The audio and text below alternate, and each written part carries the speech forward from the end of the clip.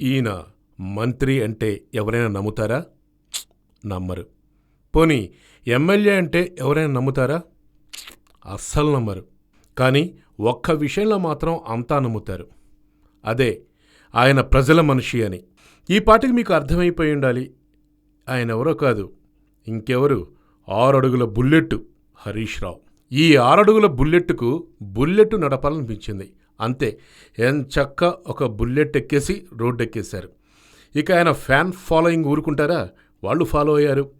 సింపుల్గా ఓ టీషర్ట్ వేసుకొని సిద్దిపేట రోడ్ల మీద రైమని వెళ్తుంటే ఎవరో మంత్రిగారు పోతున్నట్టు లేదు, పోరగాడు కాలేజీకి వెళ్తున్నట్టుగా ఉంది. ఇక బుల్లెట్ ఎక్కి ఆయన సరదాగా తిరగటానికి అనుకుంటే మీరు పొరబడ్డట్టే.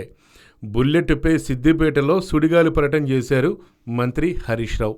బైక్పై పట్టణంలో కలిగి తిరిగిన మంత్రి హరీష్ రావు పట్టణ ప్రధాన హైదరాబాద్ రహదారి మీదుగా నాటిన మొక్కల్ని క్షేత్రస్థాయిలో పరిశీలించారు.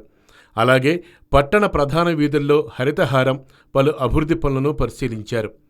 పాత బస్టాండ్ సర్కిల్లోని మై టౌన్ ఎల్ఈడి స్క్రీన్ పరిశీలించి స్క్రీన్ మరింత పెద్దదిగా పెట్టాలని మున్సిపల్ కమిషనర్ రమణాచారికి సూచించారు.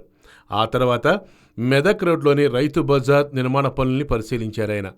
బైక్పై వెళ్తూనే అభివృద్ధి పనులను పర్యవేక్షించి పనుల పురోగతిపై ఆరా తీశారు. వాటిని వేగవంతం చేయాలని అక్కడికెక్కడికే అధికారులకు ఆదేశాలు ఇచ్చేశారు.